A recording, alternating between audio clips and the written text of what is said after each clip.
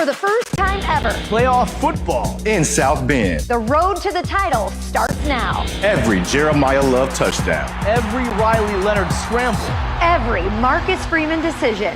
ABC57 Kickoff is there. Every step of the way. Notre Dame versus Indiana in the cathedral of college football, Notre Dame Stadium. ABC57 Kickoff, Friday night at 6:30. Catch history only on ABC57. Tonight will be the first time Notre Dame and Indiana have faced off on the football field in the gridiron in more than 30 years. Both teams defying the odds to make it to this point, Allison, the 12-team college football playoff. Yeah, that's right. It's time now. We're going to bring in our LeVon Whittaker. Hey, buddy, joining us here. Trying to stay warm here. Yeah, exactly. We love having you. You actually had a chance to talk with coaches and players this week just to get an idea of what this matchup and what it means and what we can expect. Yeah, well, guys, listen, nothing about this game is normal. It's a night game on a Friday inside Notre Dame Stadium in the middle of December on top of that. And so, you know, you add to that the fact that it's the first ever playoff game in the stadium, the first ever 12-team playoff. And, oh, yeah, state bragging rights are on the line for both of these teams. History in the making at Notre Dame Stadium. They're motivated to play in the first ever playoff game at Notre Dame Stadium versus a dang good football team in Bloomington, Indiana. The Irish versus the Hoosiers. Because we're the first game, because it's in Notre Dame Stadium, because it's going to be this great intrastate game on prime time on a Friday, I think it really has the chance to be a spectacular moment in sports. It certainly does, with two of the top scoring offenses and defenses in the FBS. A very disruptive, chaotic defense that is, I think, #1 in the country at stopping the run. Freeman's scouting report is correct. Through 12 games, Indiana's run defense has only allowed 850 yards in 10 touchdowns. The Indiana's off the charts with the way they stop the run. And we all know, the Irish love to run. When you play Notre Dame offensively, it starts with the run game. 2,698 yards on the ground and 40 touchdowns. Triple what the Hoosiers have allowed. This is just another team, in our way to, achieving team glory. Running back Jeremiah Love has been the heartbreaker, racking up over 900 rushing yards and 15 touchdowns, scoring at least one in every game this season. Add to that quarterback Riley Leonard with 700 rushing yards of his own and 14 trips to the end zone. And the quarterback's a big part of the run game, not only on the design quarterback runs, but when he drops back and he's in the pocket. Regardless of the play call, anybody who has a really good running defense, we stepped up to the plate and took that as a challenge. Now the Hoosiers defense could also be a challenge for the Irish passing game. Leonard didn't throw a touchdown the first 3 games of the season. I think Riley's a reflection of our entire program. We all believe there's room to get better. But finished strong with over 2,000 passing yards and 16 touchdowns. I've really just been focusing on practice and focusing on the tape. The tape will also show that Riley has thrown 5 interceptions this season, just one more than Indiana's Curtis Ward. But the senior QB also has 27 touchdowns in the air. This is one more chance to have a great opportunity to play with the guys and this team that's been so successful. And we'll talk about my last college game in 4 games. He's a really good quarterback, and he has certainly taken his game to another level. Most of that has to do with Cignetti's track record, described in 4 simple words. It's pretty simple. I win. Google me. Well, I did, and he's 30-5 overall in 3 seasons as a head coach. 2 of those seasons at James Madison University. But Notre Dame's 9th-ranked defense, with 17 interceptions and 20 defensive touchdowns, is up for the challenge, just like they have been all season. After NIU, every week has been a playoff game for us, and we know the stakes. So I think when you see us come out there and play to the best of our abilities, we're a tough team to face. Well, listen, we've talked to so many coaches and players this week, and they all said, listen, this is time to win. It's time to win or go home for either of these teams. They're going to put their best out on the line. We're going to see what it comes down to. It's going to be a late game. We can hear the band coming for Notre Dame. Guys, I'm going to send it back to you. The best is yet to come. We're tagging you out, and we are tagging I'm out of here. Irish Legend in. Welcoming to the ABC57 Kickoff stage, we got Golden Tate. We talk about Irish Legends a lot on this show, and we are coming strong right out the gate, bringing in Golden Tate right here, making your ABC57 Kickoff debut. We always like to remind our viewers just how good you were back in your day, so our viewers can see right now on the full screen. In your 3 seasons here at Notre Dame, you had more than 2,700 receiving yards and 29 all-purpose touchdowns. Of course, you were a unanimous All-American in the Bolitnikoff Award winner for the best wide receiver in college football. You also played baseball for the Irish. You also, of course, were in the NFL, where you were a Pro Bowler. You were a Super Bowl champion with the Seattle Seahawks. You were drafted by Major League Baseball twice. Just an overall stud. Wow. You make me feel really cool. I need to keep you around. I'm your hype man. I'm your hype woman. I'll chase you around. No problem. I got you. Well, just for you to be back here, in all seriousness, how much fun is this for you? A little surreal? Oh my gosh. I was talking to my friends as we pulled up, because we flew into Midway, and I pulled off the exit, and I just had this feeling inside. I couldn't even voice what I was feeling. The adrenaline started going. I started having memories that I hadn't thought about since I was here. And I got on campus, and I was like, feels good to be home. The Indiana band, as you can see, is right behind us. Hold up, that's Indiana? Yeah. Boo! Boo! Welcome back anytime, by the way. I might jump into them tonight. I might jump to that band tonight. Another Big Ten band. It is cold out here tonight. You've played in plenty of cold weather games in your career. Seattle. What is it like playing in a cold weather game like this? And in terms of the ball, it's rock hard, it's coming at you. How do you adjust for that? How do you adjust your feet for that? Well, for one, you got to focus on the ball, because the ball can get away from you very quickly, especially if you're worrying about things outside of you, like the conditions. As far as the grass, it's going to be really important that these guys, I guess we're on turf now, not when I was playing, but just wear your normal cleats and really focus on the technique and the fundamentals of running routes. But overall, just go out there and play. We have earned this moment. We're here for a reason, because we are a dang good team, and so is Indiana. Now let's just go out there and play ball. Can you even feel it? My fingertips right now are numb. Can you feel that? Does it sting? It hurts. Yeah. But honestly, the worst part about playing cold games is I guess in this case, the Monday through Thursday, when you're practicing, or you don't have the heated benches, you don't have the jackets, you don't have all that stuff, and you're sitting there kind of on the sideline oh my gosh, when's it next? I can't feel my hands. And if you miscatch one ball, the rest of the practice is shot, because you can't feel your hands. And like you said, it is like catching a brick. Did you play with the pad behind you like that? What is that weird, that thing bouncing around back there, or is it? I had tunnel vision. I did use the hand warmers, and when I was not on the field, I had them front. But when it was go time, baby, I had to rip that behind me. Forget about the cold. I didn't want someone to use that to tackle me up front. And if you're behind me, you're probably not catching me anyway.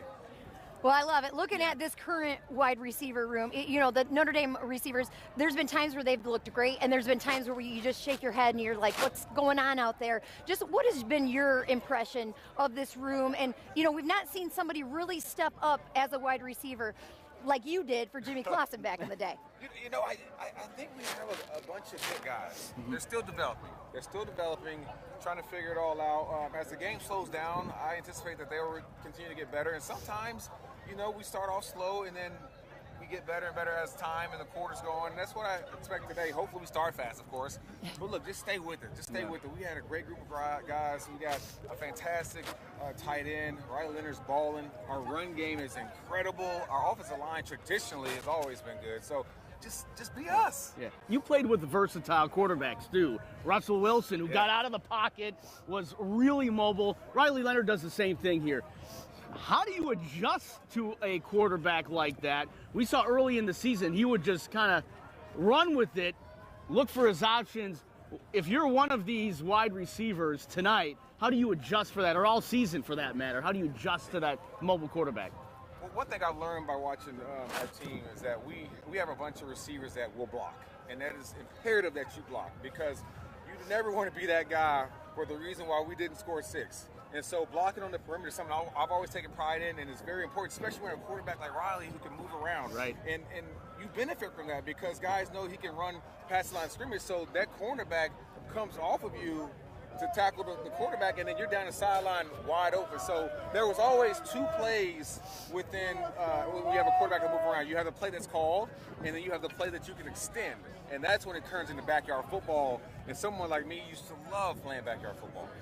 Well, you know, it's been super fun to watch your career since the NFL ended for you. Of course, you've done a little bit of everything from broadcasting to pickleball. And but also coming up in January, you're going to be a part of a reality show. It sounds pretty cool. Special Forces. Well, tell us, what is that all about? I will just say this. That was the hardest thing I've ever done in my life. And I've dealt with Notre Dame winters. I've dealt with NFL football and camps and the academic part of Notre Dame, but that by far was so hard. It was mentally challenging, emotionally challenging, physically challenging, and it taught me a lot about myself, my leadership style, and how I can be a better parent to my family and lead my family. And I made some great friends with the cast members. I mean, it's unscripted, so there was no cut. Let's redo that away. Again, it was what you saw is what you got. Yeah. We were all in a very vulnerable stage. And just kind of live it up. You see me cry a lot. Like, you probably will think I'm a crybaby because I was very emotional because I went into it. I've spent so much time with our military, and I already admire our military. I've gone on USO tours to Kuwait and Frankfurt, Germany. Our foundation was geared towards the military, and this was like the next step of like getting a taste of what it's like for them who leave their families and who are overseas for months and years. And so I was like, every mission I was like, okay, if I were really in the military on the road, like, what would I be thinking? And it broke me down thinking about the things that they had to deal with. Yeah, well, as we wrap it up here with you, we'd love to keep you here all night with us. Come on, let's go. I know you want to be on that field, though. Just one last one. Just, you know, when you look at this matchup tonight, what do you got? Who you got? How you think it's going to play out for Notre Dame? Well, first things first, I got Notre Dame by 1,000,000. Yes, let's go. There it is. We said it here first. But this is going to be a really good matchup, a very interesting matchup. I mean, when's the last time two Indiana schools faced off in such an important game? It's probably been 100 years or something, I don't even know, but I'm excited. Both teams have something, right? Yeah. I think we will dominate if we can control the line of scrimmage. We're getting, we got Mills and Cross coming back. That is huge. We know that Indiana has a lot of success on the run game, and when they can get their average up to 4 yards, they are dangerous and they blow people down. But if you can keep them within 2 yards per carry, I think we got them in our run game. Having Love come back, having Price out there, and Easton or whatever his name is out there, that's going to be huge. And so we all just want a good game, but we also want our boys to win. That's right. All right, you heard it here. Golden Tate, Irish legend, thank you so much. Thank you. Of course, Detroit Lions, Seattle Seahawks, Super Bowl champ. Thank you for joining us, and we'd love to get you back again next time you're in town. My pleasure. Go Irish. Let's go, baby. Go Irish. Woo! We're just getting started here on ABC 57 Kickoff. From one Irish legend to another. Jaylon Smith will join us here in just a bit. Welcome back to ABC 57 Kickoff. From one legend to another. We got him right here. True Notre Dame legend, former Irish and NFL linebacker. We've got Jaylon Smith joining us right now. Welcome. Thank you. I'm so happy to be here. It feels good to be home. We got Irish fans out here. Yeah. Let's get a win, man. Let's go. What did it feel like running into Golden? What did you guys say over there? What was that like? Oh, that's my big brother. That's my big brother. Was able to play against him a bunch of years in the league. Oh, that's awesome. I just had my first girl, so I'm a girl dad. Congratulations. I'm a girl dad, and just asking him a little advice just about fatherhood. But it's always good to see another Notre Dame legend. Now, I got to say, I was hoping with this cold weather, we might see you in your leopard skin jacket. We got you a little bit different. I had to do something a little different. Yeah. You know, I'm from the Hoosier state of Indiana. I'm from Fort Wayne right here. So always looking good. It's time to get a win, for sure. Well, let's take a look back real quick. You were an absolute stud at Fort Wayne Bishop Lures, won a state championship there, named Mr. Football for the state of Indiana as well. Of course, you played for the Irish from 2013 to 2015, won the Butkus Award for the best linebacker in college football, and your numbers just were incredible. But as good as your career was, what you might be most known for, of course, is that horrific injury in the bowl game suffered in the Fiesta Bowl. You know, you were projected to be a top 5 pick in that NFL draft that season. Can you take us through that recovery process and how you really turned that into what really turned into an even better NFL career? Well, the biggest thing for me was about just having a clear-eyed view. You know, a focused vision, a determined belief, and earned dreams. Having a laser beam focus on what I wanted to accomplish, which was making it to the NFL and being able to succeed. Having a determined belief, a belief in God, a belief in others around me that understood that I could come back from that injury.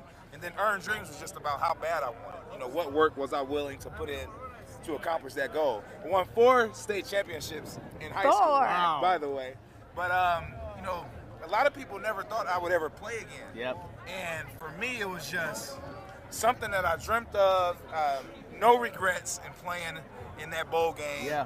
I was a Notre Dame captain here from Fort Wayne, Indiana, so I bleed blue and gold. So I'm thankful to be able to go out with my brothers. Hindsight is always 20/20, right? Yeah. And a lot of the kids now opt out of that bowl game if you're not playing in the college football playoff. Would you do anything different if you went back and you were playing today? I mean, I would say it's the Jaylon Smith rule now, because of a lot of the world and players got to see what I went through, you know, obviously dropping out of the first round and things of that nature with the injury happening in the bowl game. But the biggest thing was about being there for my brothers. I wouldn't change a thing, but it wasn't okay for us to opt out of games. So I'm happy that these guys have the opportunity to make that decision on whether they would or they wouldn't. Well, you know, we get to see you back on campus quite a bit. You're such a supporter of this team. We see you and Marcus Freeman, that relationship that you have. And you just told me off camera that you really have a great relationship with these players as well. What advice do you give them, whether that would be from getting ready for the biggest game of their life to transitioning to the NFL? And Marcus is, he's the right guy for this job. I've known him for a long time. My brother played at Ohio State. He was the GA over there, just now getting into coaching. So I was able to form a relationship with him. But, you know, me talking to Xavier Wise and Jeremiah Love, all these guys, they are committed to excellence. They understand that we've been close.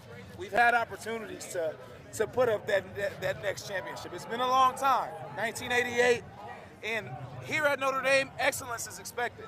So these guys got a chance to go get it done, and we're here to root them on. Let's do it. It was a little nerve-wracking after that NIU game, and part of Marcus Freeman's determination was showing them tape of that NIU game throughout the rest of the season. That was part of his motivation. If there's a turning point and these guys get to the championship game, we look back at that as a turning point. What is it like to bounce back after a devastating loss like that, where you're thinking you're going to cruise, and then to have that as a motivating factor for the rest of the season? The biggest thing when you go through adversity, you have the opportunity to persevere, and that's what this team has done. They didn't make any excuses. They were able to look in the mirror, the guy in the glass, and they were able to turn around what could have gone very wrong. Right. You know, we talk about Coach Freeman with the extension. We're so proud of him and happy that he's here. But these guys are ready to play some Notre Dame football. First college football, home game in South Bend, Indiana.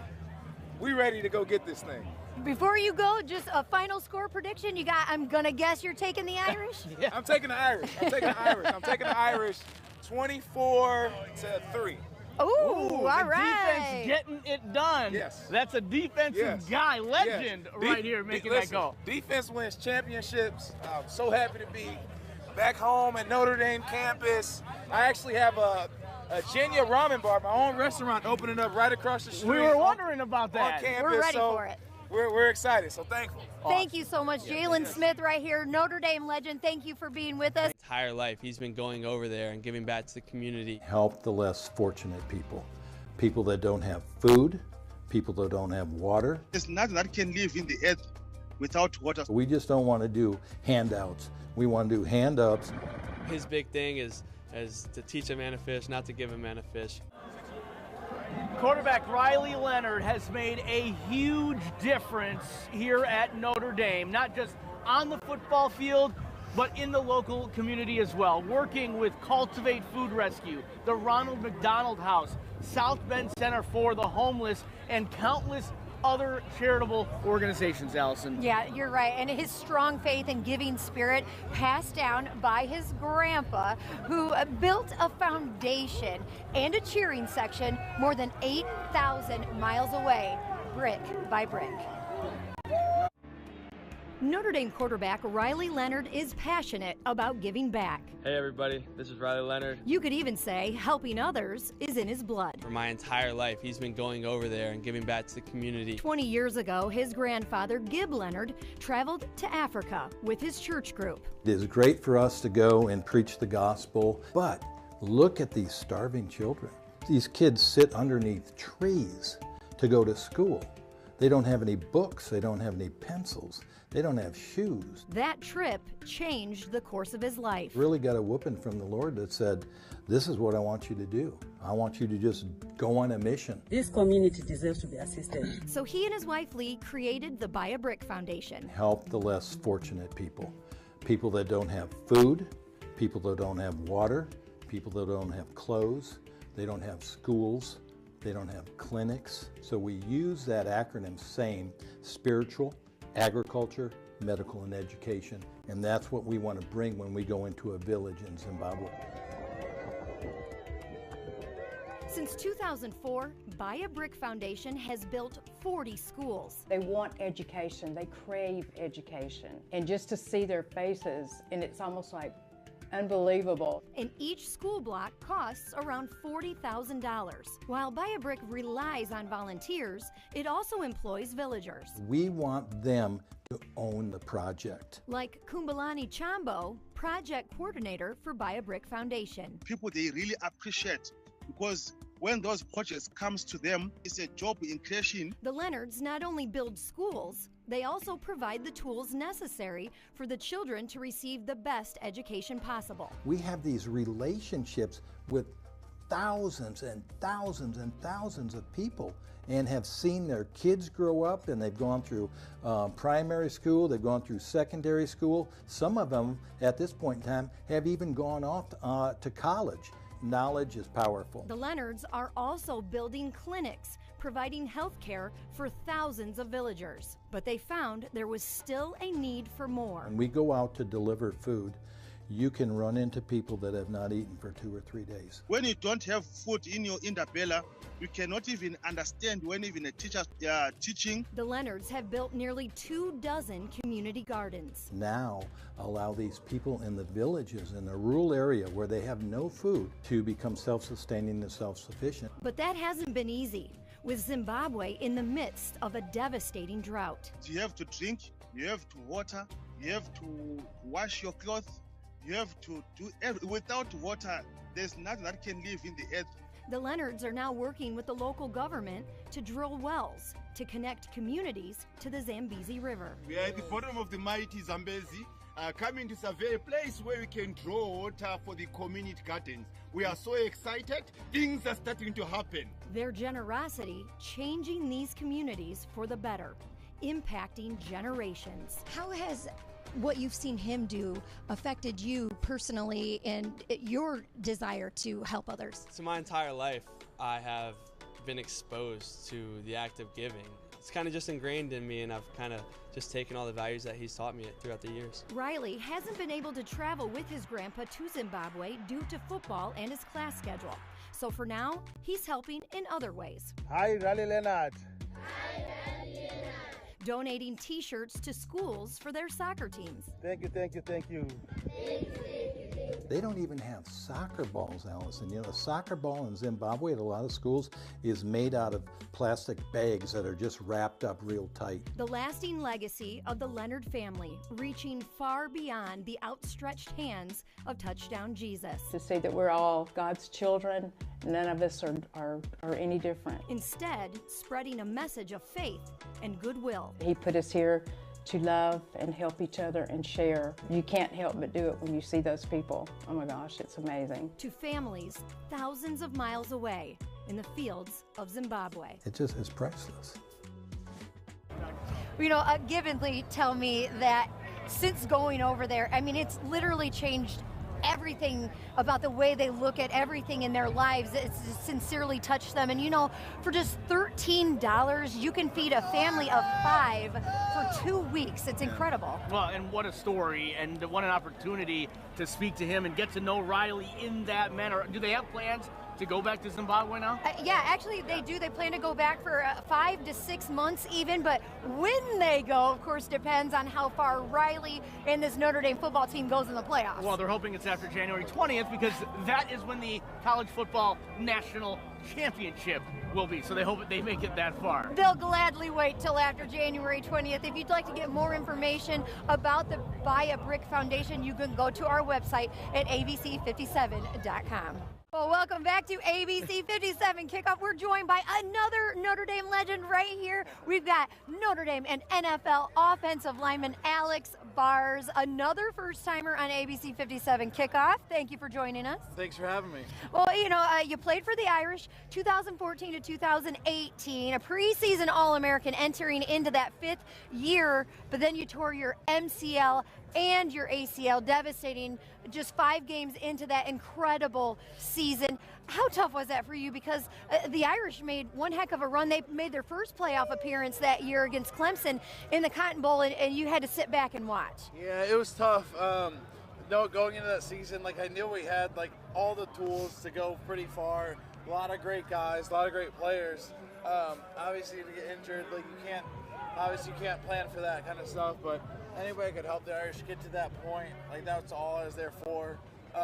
Thankfully, we were able to do that. We had a great group of guys that wanted to win. That's all that mattered, and we had just guys that worked hard and got us to that point. So it was really good, but obviously unfortunate. But everything happens for a reason. That 2017 O-line, and trust me, I know, we were at the tailgate all the time, the Mall Cops tailgate, the best ever. Mall Cops, baby. Brag on yourself just a little bit. The Joe Moore Award winners in 2017. On that line, you had Mike McGlinchey, you had Quentin Nelson. Just brag a little bit about that season. What made that line so special, other than a bunch of you went to the NFL and dominated it? Yeah, obviously, like we had a lot of group of talented individuals, but a lot of guys that worked really hard. Yeah. So we had a lot of guys that not only were talented, but you know, spent the time. We had a fantastic, I believe, the best offensive line coach, Harry Heaston, to walk us through drills. If we had a 3-hour practice, we were spending the first half of it doing individual drills to master our technique. So we got a lot of great guys that really spent a lot of time working their technique to make sure they were crafting, learning, developing. You know, we worked really well as a team together. We spent a lot of time outside the facility together, which really helped with our camaraderie, continuity. And from that, we were able to win the Joe Moore. That was our #1 goal. Every week, every game day, at the top of our note sheet, we wrote #1 Joe Moore Award, JMA. That was our #1 award. So we worked really hard to get that, and you know, for Robert Hansey, Tommy Kramer, we worked really hard to achieve that. I'd like to brag on ourselves. We've had a lot of those O-linemen on the show this season as banger well. After banger after banger. Yeah, absolutely. Despite the injury, though, you were an undrafted free agent by the Chicago Bears that year. You were reunited with Harry Heaston there in Chicago. Just what was it about Harry that made him such an incredible... He could work to get to that point. He knew he had to push you, but he also cared about you to get to that point where you could be the best you could possibly be. And now Joe Rudolph is the offensive line coordinator this year. That is one of the main reasons why Notre Dame is playing tonight, is because of the gelling of that offensive line and the chemistry. Look at the injuries they've had to endure throughout this season. How does that happen? I mean, you form a chemistry with that offensive line. It is very important to rely on the guy next to you. How do they get to this point and develop a chemistry with all those injuries? Right, well, that's a credit to Joe Rudolph, honestly. So when you're in the O-line room, if you're not the first team, you're second team. If you're not second team, you're third team. But it's on you and the coach, really. He's in charge of making sure that the second team and third team make sure all those guys that are playing are understanding conceptually what's going on in the game and learning from the mistakes of the guys that are playing. Yeah. So to have those guys in the 2 deep, 3 deep that are playing, you know, pick up from the mistakes of, you know, the guys that are playing, learn from them, play better, you know, learn and develop. That's really a credit to the coaching and the guys in the room that have really taken upon themselves to learn what's going on and learn from the mistakes and play better. You know, you are a legacy domer. Your dad, Joe, He's played here today. for Jerry Falls. Joe is here.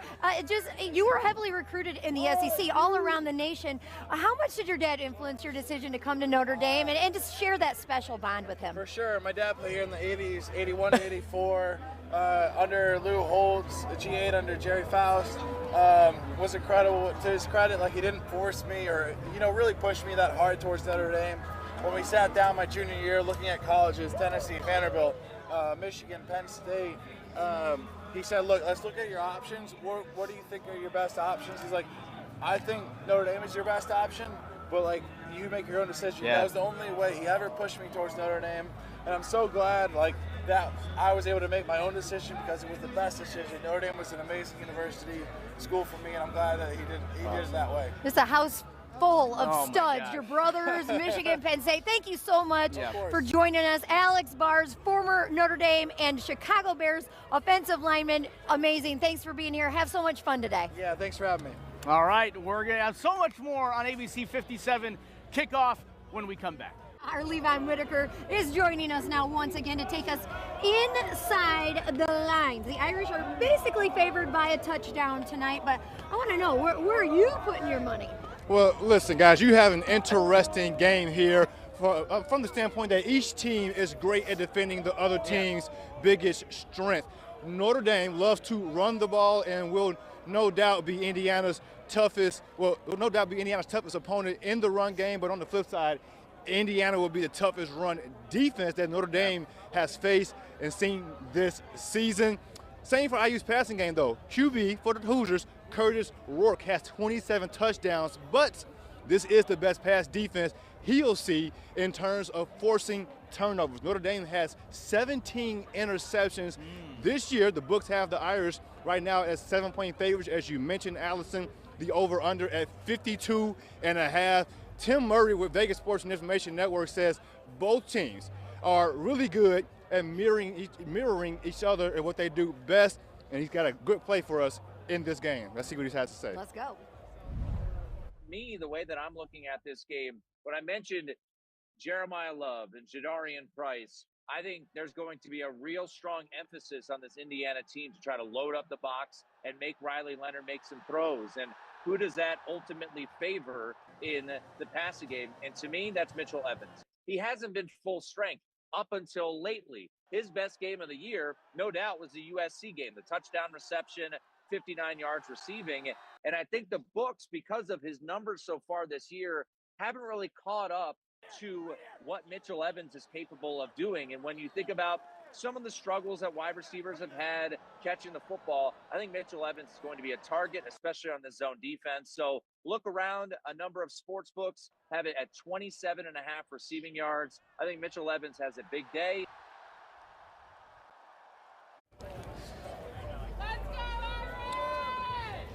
Well, listen, I love that Mitchell Evans was also the go-to target last year against Ohio State and against Duke. I think that's a smart bet to put your money on tonight as a single play, and I also think that Evans is a much bigger target when he finds himself in the end zone. So once they get to that red zone, you can find Mitchell Evans for a touchdown at plus 280. Those are really good odds for a guy that can really see a lot of receiving yards. But listen, Evans can also be added to LeVon's parlay. I don't have the sign. I got this one right here.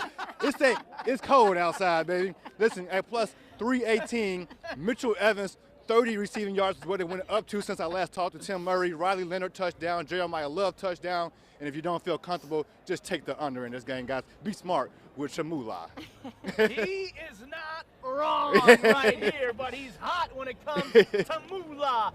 LeVon's parlay. LeVon, thanks so much, Absolutely. man. Grab your rally towels and dress warmly. Catch history tonight. Live guests, exclusive stories, and in-depth analysis. Because it's going down here. Only on ABC 57 Kickoff. Catch history tonight. Friday Night Lights in South Bend. You can look, feel, touch any football game, and this one is different. It just feels different. It is different. Welcome back to ABC 57 Kickoff. I'm Vahid Sadurzadeh. And I'm Allison Hayes. You know, wins have not come easy for the Hoosiers against the Irish. Taking a look back at this historical matchup. That's right. Historically, tonight's playoff game will be their 30th overall meeting, but Indiana has only won 5 of those games. The last time they played was in 1991, 33 years ago. The Irish beat the Hoosiers here at Notre Dame Stadium 49-27. Indiana has only beaten Notre Dame once at home. That was their first meeting way back when none of us were born in 1898 at Cartier Field. In fact, the only time they beat the Irish in the last 115 years came back in 1950 in Bloomington. The Hoosiers upset the defending national champs, ending a 39-game win streak. Here's the snap back, and Curtis Rourke wanting to throw. Has time this time, rolls to his left. Now throws it down the field. He's got Surratt, 50-yard line. He may go down to the 25, down to the 15, 5, touchdown Indiana. 84 yards, Elijah Surratt continues his brilliant play here tonight.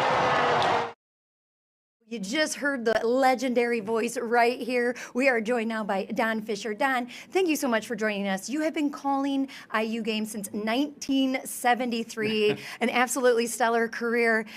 Take us through your journey a little bit. How did you even get your first start in Bloomington? Well, I was called by my old boss in Terre Haute, who told me that the job was open at WIRE in Indianapolis, which they had the broadcast rights for the first exclusive IU radio network broadcast. So my old boss called me. He says, did you go apply for the IU job? I said, I didn't know it was open. I was back in Ottawa, Illinois. He goes, it's open. I said, what's the bad news? He goes, well, there are about 270 guys in front of you that have applied for the job. So at any rate, long story short, about a month later, I got the job. So. And you held on to it ever since. Yeah, I have, well, like grim death. Well, we are up here inside of the stadium because you're getting ready to do the call of the game tonight. But you were here back in 1991, the last time Notre Dame and IU would have played. But you have kind of been here for all of it, the good, the bad, the ugly of IU football. I'd say you're in the midst of what is probably the best right now. When you look at what Kirk Cignetti has been able to do with this team, how was he able to turn it around so quickly just this season? Well, he's got a formula. He's got a philosophy. He's got a system. And he's the most organized football coach I've ever been around. And he does a phenomenal job of getting kids, character-type kids, to come from the transfer portal, high school kids that he brought in. He's just a phenomenal coach. And people say, well, you know, why is he that good? And it's because of his system. He believes in it. He's so confident in it. And you know, if listening to him talk, that he is the most confident man. He's not arrogant. He's not cocky. He just believes in himself and what he's been able to accomplish. Well, and we've really seen this team seems to sort of have taken on that personality, that confidence that he's instilling in them. When maybe for Notre Dame fans who don't really know a lot about IU football, what would you kind of describe as their brand of football this season? Well, this season they have been very balanced offensively and defensively. And from an offensive standpoint, they run the ball really well. They've got great receivers and a tremendous quarterback. Curtis Rourke is special. There's just no question about that. So from an offensive standpoint, that balance has affected everything from a positive nature. I apologize for that. But I think the defensive side of the ball was where everybody was questioning going into the season, and they've been spectacular. And they play complementary football with the offense. When the offense is letting things down, get away a little bit, the defense almost always steps up, and it's vice versa. When the offense is really going well, they pick up the defense. So it's been a combination of those things. You know, one of the conversations, I guess you could say, around college football has been that there is a little bit of a criticism of the strength of schedule for IU football. And there's maybe, is there a disrespect to that aspect of it?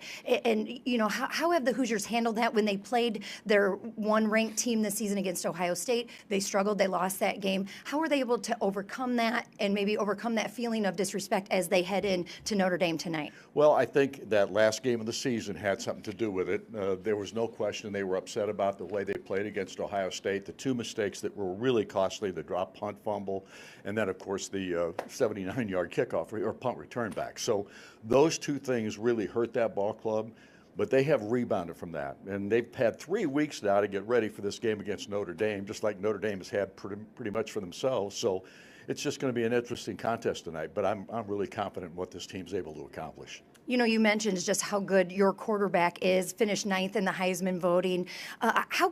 how good has he been for this team this season? And, we saw USC really go after the secondary for Notre Dame. Is that an opportunity? I know the weather is cold, but is that an opportunity for Rourke to maybe take advantage of this Irish team? He's from Canada. He can take the cold. There's no doubt about it. And obviously in the Purdue game, it was a snowstorm out there, and he was able to play in that very, very, very well. So there's no doubt in our minds that Curtis Rourke is the key to this team offensively, and defensively, I think Aiden Fischer and Jaylon Walker, the two linebackers, are critical in that regard. And speaking of, this defensive line has been going after quarterbacks, I believe 34 sacks this season. How much of a challenge, though, is it for that D-line to face a mobile quarterback like Riley Leonard? Well, it's going to be a challenge. There's no question about it. When a guy can run and throw the football, and as many yards as he's picked up this year, he is going to be somebody that Indiana has to take. They have to be out there, and they have to be aware of him every time he touches the football. And just a last one to wrap it up. What has to happen tonight here at Notre Dame Stadium for the Hoosiers to pull off the upset? They are a slight underdog tonight. There is no question. They've been an underdog a few times this year. Not very often, though, after the first few ball games of the season. But I think the key in this ball game is not making mistakes. That sounds like a coach comment, but it's the truth. If you don't make mistakes, you give yourself a chance. All right. Well, you've been doing this for more than half a century. We hope you keep doing it. Do you have another half century left in you? No. Well, thank you so much. We've enjoyed your voice for all of these years. Keep up the great work, and we'll keep it moving here on ABC 57 Kickoff. EA Sports College Football is back for the first time in a decade. Who gives a hoot? The Owls do. It's a touchdown. And it's better than ever. College Football 25 features all 134 teams in the FBS, taking you inside the sights and sounds. Hey everyone, Kirk Herbstreit here. Kirk and I did some joint recording. It is an incredibly detailed process. And the traditions and pageantry. It's a pick two to win the game in overtime. You can even create real matchups like Indiana versus Notre Dame in the first round of the college football playoff. With real players like Notre Dame quarterback Riley Leonard. A kid like everybody else in the country. We've been dreaming of this our whole life, so I think it's just really, really cool. Although there may be a bit of a learning curve. If I'm come close to winning, I just feel like it's not the same. Like, I'll go through my reads, I'll be like, dude, it's cover two. What do you mean that whole shot doesn't work?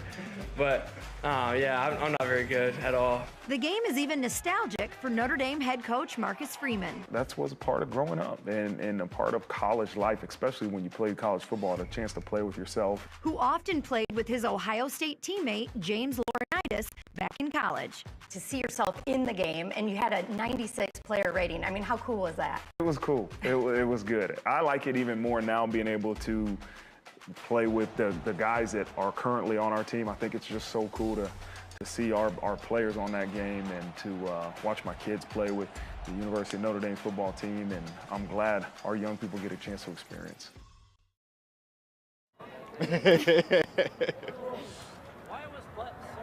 All right, well, before we continue, I mean, we've got Santa Claus right here. What do you think, Santa? Ho, ho, ho. Let's go Irish. Ho, ho, ho. All I want for Christmas is a Notre Dame win. All seriousness, Coach Freeman told me this summer he had about 15 to 20 players over to his house. They had 2 consoles going to play the game. It got pretty intense, and they had a lot of fun. How cool is that, though? Each player who was in the game received $600. Not a ton, but hey, it's something, and you're in the game, and you get a game as well, right? Yeah, and do the math on that. There are 11,000 athletes featured in this game. So times that by 600, that's more than $6.5 million in NIL money. Yeah, well, listen, guys, I've had plenty of reps in the NCAA 25 game. I wouldn't necessarily call them meaningful reps because I'm not that great. Just going to put that out there right now. But listen, the game is realistic. I challenged former Notre Dame safety Shaun Crawford to a match. And listen, he told me he would agree to play as long as he can be in Notre Dame. So I said, okay, I'll give you that. I'll play as IU. And listen, I don't want to give anything away. Let's just say you're going to have to wait to find out who the real winner is between me and Shaun Crawford.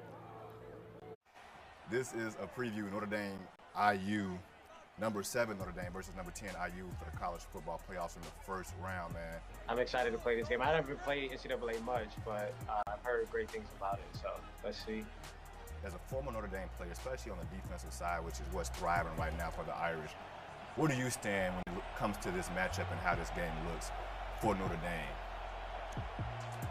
Oh, I mean, I think it's gonna be a great matchup. Always we want Notre Dame to win, and I think Notre Dame is definitely the more dominant team in this matchup. But I mean, IU, they had a great season. Oh, nice. Oh my God! I like it down a lot. I like it down a lot. If you're Signetti with IU, man, what's the defense that you run against this Notre Dame offense? I don't really want to give away what I would do, but you might help me out right now. I don't want to discredit anyone by saying what I think would be the best way to stop us. So tough question, but I would say like we're a dominant team in the run game. Man, yeah, I feel like I've only been playing pistol. You've been playing out of the pistol the whole time, and here we go. I like it though. Like I feel like Jeremiah coming downhill is probably, you know, the best situation. I think my comparison, he's like an Alvin Kamara type of running back. We should have put the snow on the ground. Oh yeah, we should have. If only it looked like this. And I'm down by 2 touchdowns. We can only hope that this is what this looks like on December 20th at 8 o'clock. One big thing about Notre Dame home games that I found out when I got done playing is the tailgate. And just, you know, how much food it is, how nice everyone is, and all those different things. But it might be too cold for people to tailgate. So hopefully you don't lose that special part of game day. I don't know, man. 'Cause I'm not gonna be outside. I'm not gonna be outside at 20 degrees eating a burger. I'm gonna set up. You got a big play right here. Ooh, don't try it. There was no one. This is what kills me every single time. I get happy on this joystick. The joysticks, man. I'm trying to control. I'm making up excuses right now. Well, I only scored 21 points to 35. I got waxed, especially in the second quarter. Man, final word from you, Shaun. What do you want? What's the message that you want to leave with Notre Dame fans as they have to come and pack out Notre Dame Stadium on December 20th, the first playoff game inside of Notre Dame Stadium? It's an 8 o'clock kickoff. It's gonna be freezing cold here in the middle of the month of December. You really laid the scene. Like I feel like I just feel like every fan out there needs to understand, you know, that's what's at stake. It's not, you know, you don't necessarily get another week. You know, definitely make the most of it, be loud. This is history.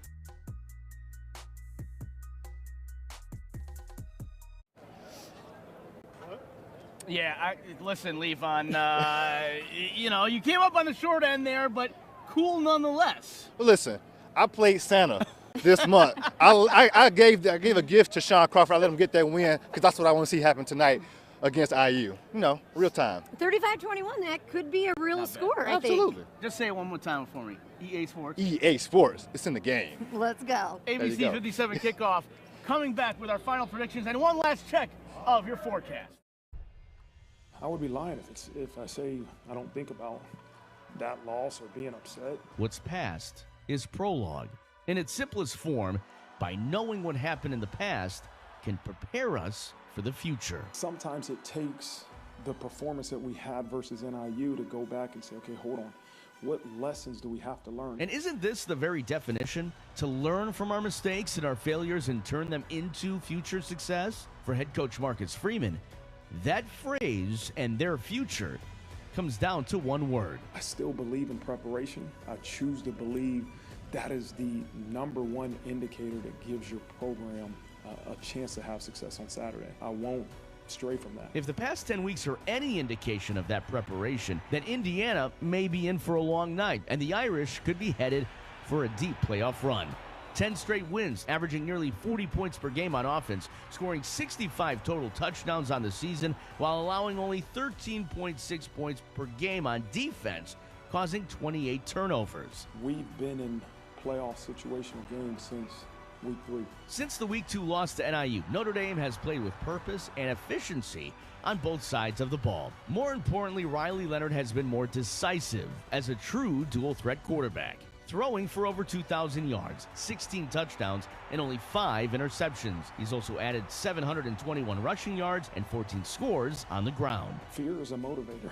They're motivated by this opportunity more than anything. They're motivated to play in the first ever playoff game at Notre Dame Stadium versus a dang good football team in Bloomington, Indiana. With what Freeman calls his most talented team, the Irish are 4 wins away from their first national championship in 36 years. And if that happens, this loss at home on September 7th to unranked and unheralded NIU will forever be the turning point. Whenever this thing is over, we'll look back and say, here's the key points in this season that really helped us get to this point. If the dream ended tonight, would the season be remembered for finishing 11-1 and the berth in the first ever 12-team college football playoff? Or will it always be known as the woulda, coulda, shoulda team that had talent and high hopes? There's times that I have to remind myself, what's the result of not preparing the right way? But couldn't realize their full potential when it mattered most. 12 games, 12 golden opportunities to get to this stage. Throw out the records, erase the gaudy stats. There's only one game that matters now. Tonight, history will be made inside Notre Dame Stadium. Every game that we play in is a version of a playoff game in our minds. It's time to prepare for the unexpected.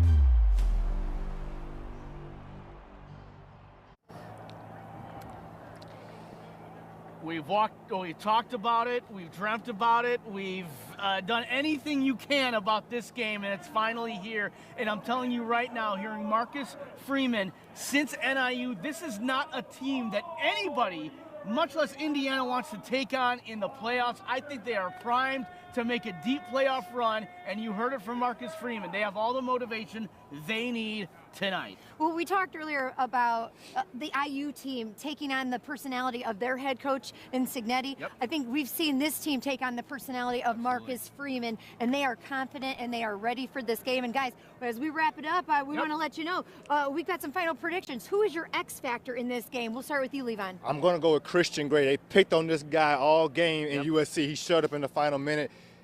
IU likes to pass the ball. Kyle worked 27 touchdowns, over 2,000 passing yards. At some point, Christian Gray has to come up big tonight. Jadarian Price right behind Jeremiah Love. We're going to see him a lot, I feel like. He's going to be an X factor for me. And for me, it's Riley Leonard. It starts and ends with the quarterback, and he keeps it moving. They've not faced a quarterback as mobile as him this year for IU. Final prediction, I'm saying 35-17. Irish get it done. I got 27-23. They stay under the 52 points, and Notre Dame comes out with the win. IU still covers the spread. 30-17, double-digit win. We're going to hopefully see you in New Orleans in a couple of weeks. Thanks so much for joining us tonight. A special edition of ABC57 Kickoff. Thank you for watching, and go Irish. Go Irish.